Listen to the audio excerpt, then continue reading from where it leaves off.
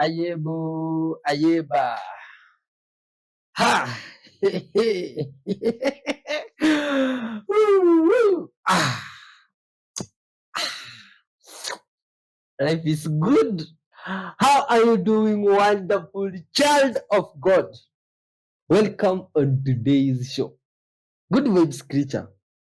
Are you ready to get your mind blown? Not with the nuclear things, but with information. Crazy informations, my friend, that we are about to witness together. And not just mind being blown, you can also crack your ribs through the funny videos, my friend, which you shall come across among many more interesting videos. And good vibes, soul. All of these videos, we shall be reacting to them together. Me, my bunny friends, together with yourself, wonderful soul, and we shall be leaving our comments and thoughts through the comment section. And myself from this side, I tell you what I think about the videos that you shall be seeing. To be honest, some of them I'll be out of words because they are beyond my fathoming ability. So I would be depending on you, my friend, to leave your comments and thoughts on the videos you shall be seeing. But remember, as you react to these videos, we try to do the work of our Creator, which, my friend, is to unite all earthlings in this world, making sure that they are all living in peace, forgiving towards one another. People are honest. My friend, I mean, people should be honest because there is some things you've been seeing here in the skies which no one is talking the truth about them. But good vibes, so I believe you can help us in speaking about honesty to everyone in the world by starting with your neighbors there. But my friend, for us to communicate with one another easily, we must all be loving towards one another. Everyone loves their neighbor in the same way the Creator loves them. Do you understand, my friend? And now, because I've just mentioned the Creator like 2 times now, let me to also mention him again and tell you something. You see, good vibes soul. Here we are guided by our Creator in everything we do. Because before we start every show, we always ask for their guidance with a word of thanks, my friend. You see, which always comes shortly after we feed spiritually. And how do we do that? Well, my friend, we do so by feeding from this book here. And today it tells us in John 13:33 going down. Jesus was speaking to some guys. He said, "My children, I will be with you only a little longer. You will look for me, and just as I told the Jews, so I tell you now, where I am going, you cannot come. A new command I will give you. Love one another. As I have loved you, so you must love one another. By this, all men will know that you are my disciples, if you love one another." Interesting. Talking about love, my friend, the greatest important virtue. Let's talk with our Creator as we begin the show. Good vibes zone. Dear Lord Father, full of mercies, maker of heaven and earth, Father, the creator of your child here today's viewer, we give you thanks, Father, for this chance to be gathered together, Father, to speak about your love, Father, goodness and peace, Father. Help us that this message may reach the whole world, Father, through the videos that we are going to react to, Father.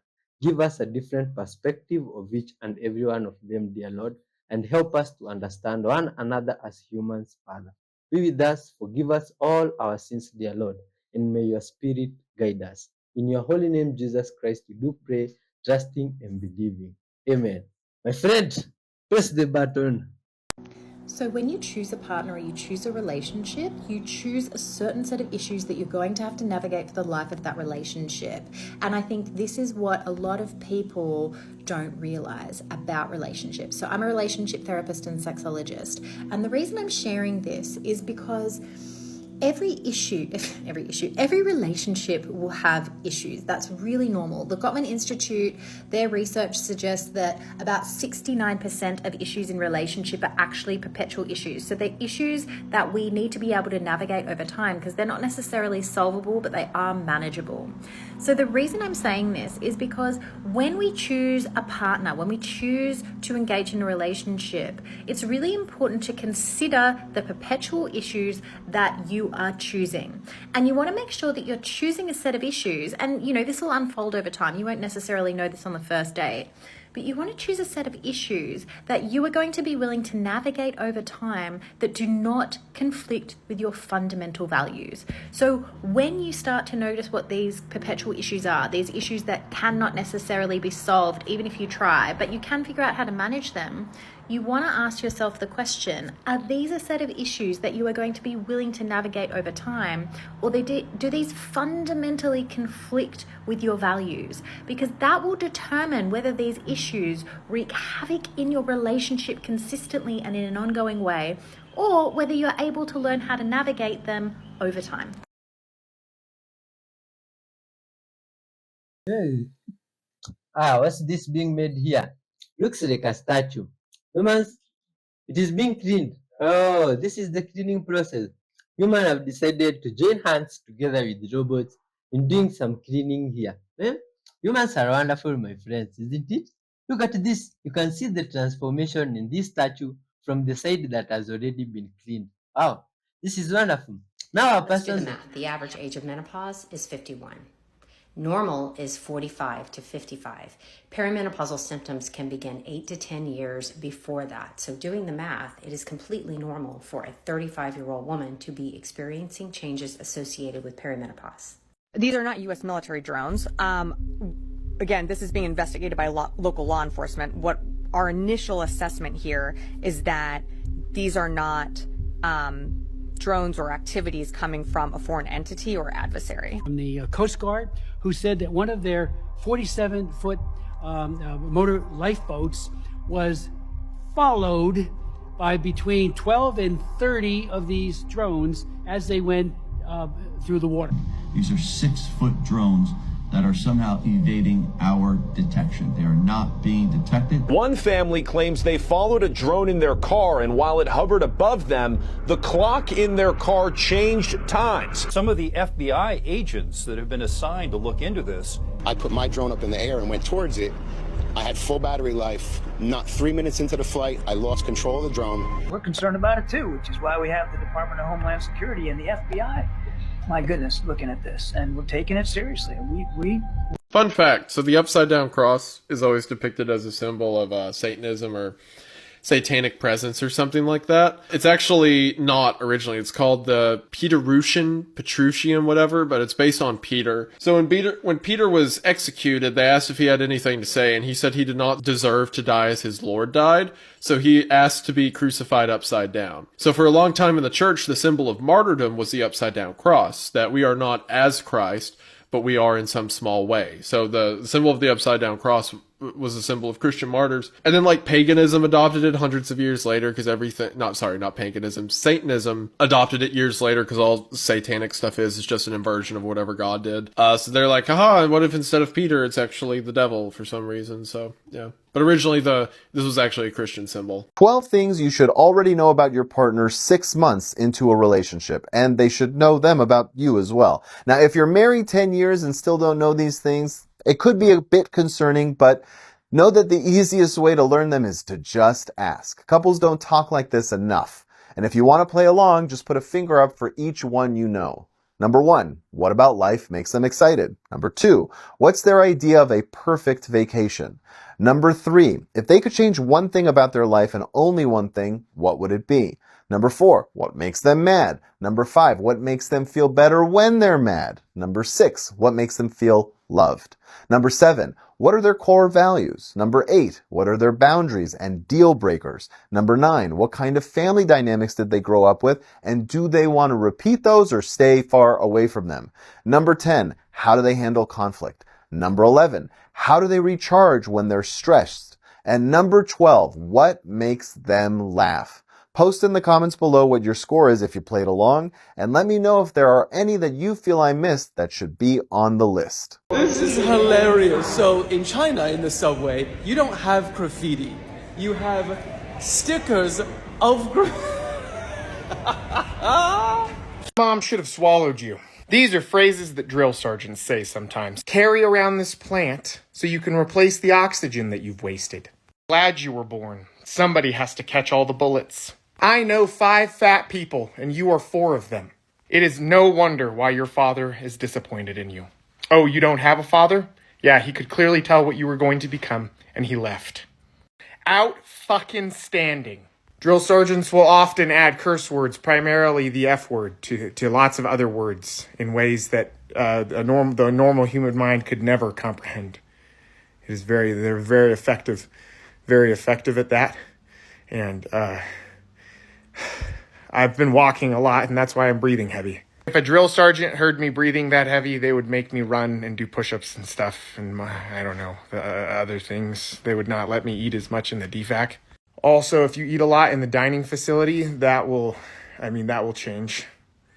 I'm not going to tell you why. I'll just let you figure that one out on your own. Right now, and I got these new AI glasses that just dropped, and we're going to put them on, and we're going to see how the Hotel Cecil looks through the eyes of AI. We ready? Put them on. Bro, that is pretty scary, not gonna lie. See if we see any ghosts. Alright, let's zoom in here.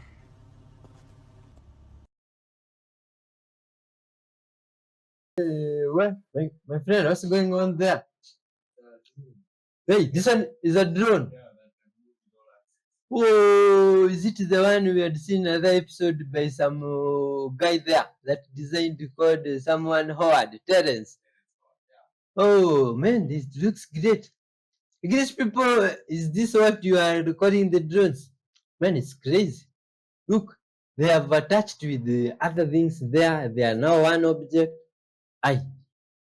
Whoa, man, this thing is crazy. This is technology. All of this. Did you know in China, when a baby is born, they give them a box full of supplies, everything that they need for the baby, diapers, clothing, and this box doubles as a crib. But in the U.S., when a baby's born, they charge you to hold your newborn. It's called skin to skin, something like that on the bill. But yeah, I just found that out. There's some fascinating research showing that you can actually identify a grandiose narcissist by their eyebrows.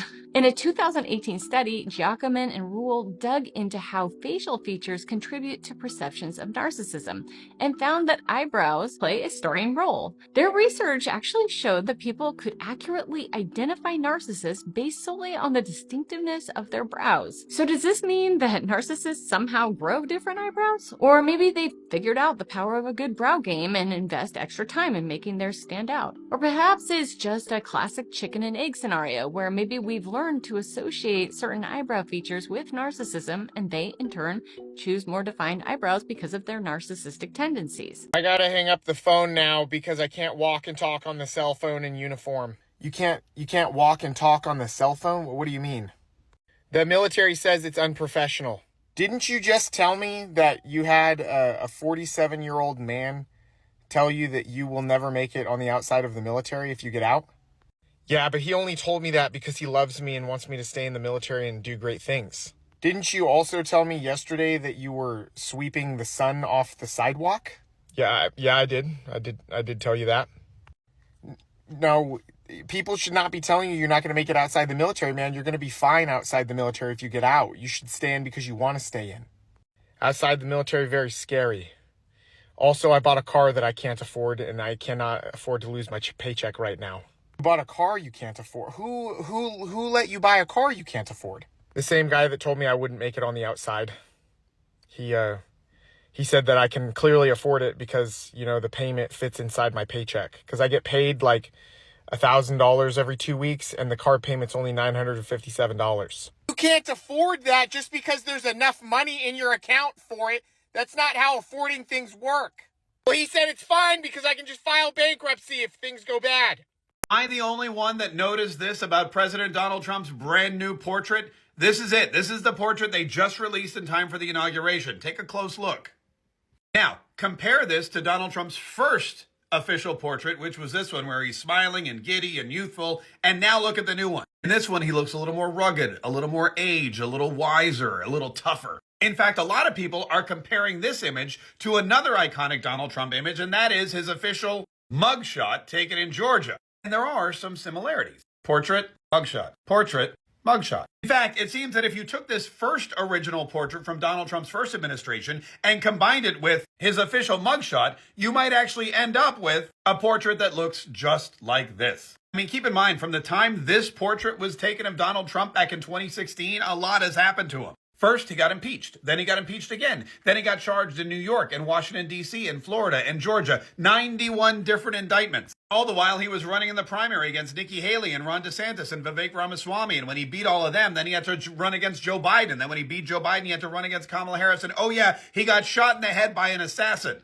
This guy and this guy may be the same person, but this guy has seen way more. Incidentally, they also released a portrait of J.D. Vance, and he just looks like J.D. Vance. Video. Is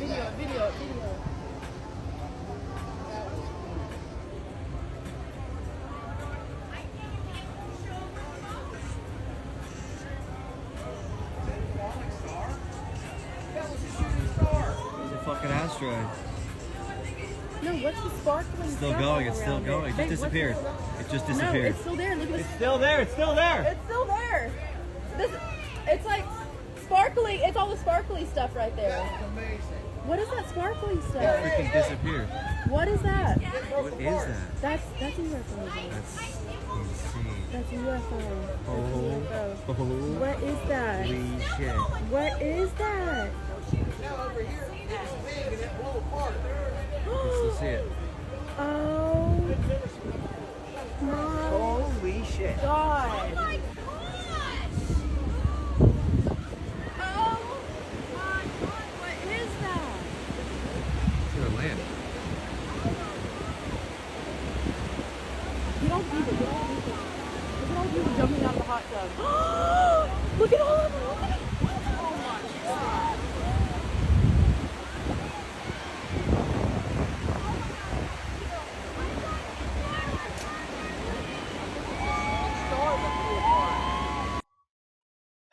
Strange things. Look at this UFO in Brazil.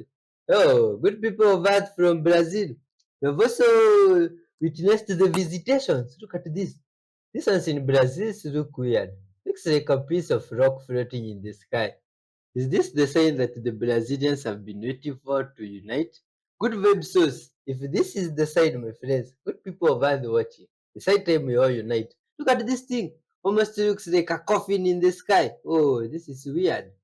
Look at that helicopter there moving like it is spying on that thing. That thing keeps on going up. There is no chance that even your best educated guess is going to get you even close to knowing how far the Great Wall of China spans. Okay, and for reference, from New York to LA is 2,700 miles. Unless you knew this silly little trivia fact, there's no chance your brain can even fathom it being 13,000 miles long. The equivalent would be driving from LA to New York, back to LA, back to New York, and then almost all the way back to LA. And the structure itself is massive. It's over 23 feet tall and over 21 feet wide. And for reference, a basketball hoop is 10 feet. So it's like 2 basketball hoops laying on top of each other. Something of this scale obviously takes an extreme amount of time back in the day, and it started to be built in the 3rd century and didn't finish until the 17th century. There's definitely some efficacy problems with who built this, because there was said to be some extremely forced labor, and if you were at the wrong place at the wrong time, you basically were forced to be part of building this wall. This article is stating that it took over 2,000 years to build the entire wall with a 40 to 50% death rate, which means that you had a 1 in 2 chance of dying if you were working on this wall. And you always see pictures like this with it being on top of a mountain, thinking that it's like more or less a straight line. No. Actual map of the wall looks something like this, where it's all woven together, and if you were to put it in a straight line, it would be over 13,000 miles long.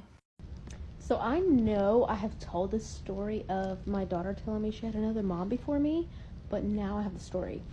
When she was 5, she told me, let's pretend that you're my real mom. I was like, I am your real mom, like biologically. She's like, no, silly. You're my new mom. My real mom died a long, long, long time ago. And then I came back, and now you're my new mom. So like a year or so ago, I questioned her, like, do you remember that family? She's like, yeah. I said, okay, tell me some details. Like, what happened? How'd you die? And she's like, my dad's name was Samuel.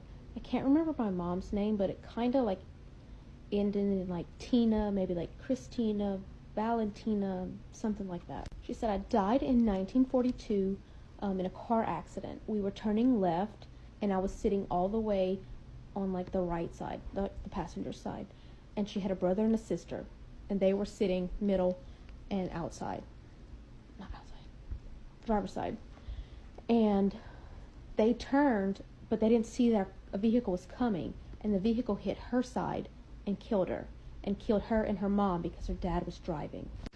So I know not to just like take a child's word for what it is, but like I do like note it and move on. So I went to my phone, typed all those details. That way, like, she's making this BS up. I'm gonna catch her in a lie. I want to say like last year, like she's 9 now. So I asked her probably last year, when she was 8.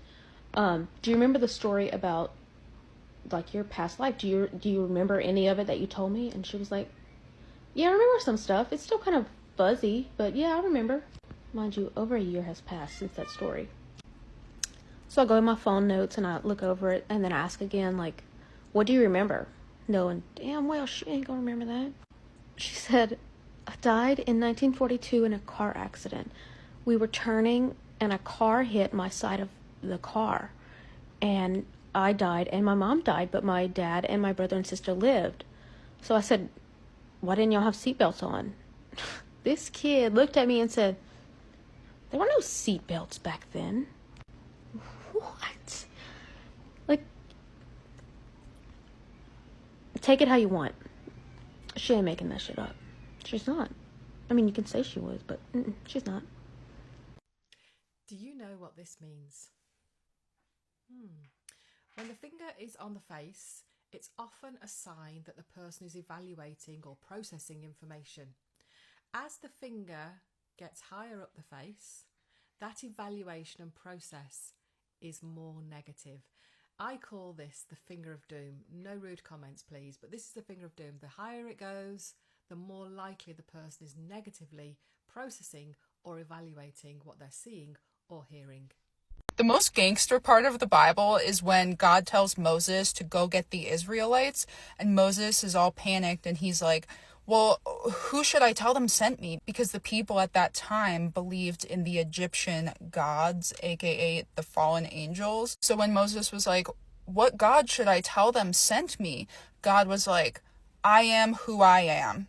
Tell them I am sent you. God was like, I'm so boss, I don't need a description. I'm not a god of a river or a god of a certain element. I am God. I am. And that just goes so hard. And the Israelites knew exactly what he meant when he said it. Hey, buds. Got this tire right here. The pressure was a little low. I did find a small leak. Unrepairable. Too close to the sidewall. Okay. But my main concern is not the nail itself, but the fact that there's no rim on this tire. Sir? Hello? Sir? Sir, there's no air in there. Sir. Sir. We are at equal pressure. Sir? Cause there's no rim. Okay? So... Okay. Is everyone on the same blockchain, or does BTC, ETH, and Sol all have their own? What a great question. Here's an example that shows you how many different blockchains there are. All of these are different cryptocurrency blockchain networks. But the general answer is a blockchain is any type of distributed ledger that tracks transactions in a particular way. So I'm going to explain that to you. I got my whiteboard out. And then I'm going to tell you what we mean when we talk about a blockchain in the context of cryptocurrency with some common examples. A blockchain is a catch-all term for a specific type of ledger where transactions are linked to one another in order of their chronological appearance. So the first transaction was the earliest chronologically, then the second and the third and so on. And usually it refers to a type of distributed ledger where on your checkbook or on your computer, there's like one copy. So it's easy to keep the record of the truth. But a blockchain makes it possible for a network of participants to keep one collective record that is stronger than an isolated record, because the first transaction is not only recorded on this ledger, it is recorded and broadcast to every person's machine who uses the network. Then, when another transaction is added at one machine, it broadcasts to all the other machines to see if it makes sense in accordance with the previous transaction, and if so, they all record it.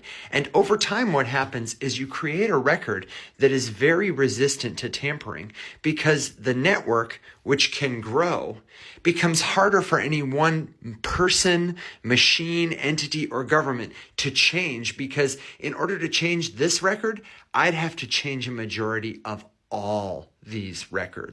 The example I personally like to use when I explain this to people is it's like a bank account. If I want to do a Danny Ocean and try to rob the Bellagio, all I got to do is break into one vault. And I mean, sure, maybe there's guards with Uzis, but could you imagine trying to break into not just one vault, but 10,000 bank vaults that can all talk to each other? Oh, and they don't physically exist.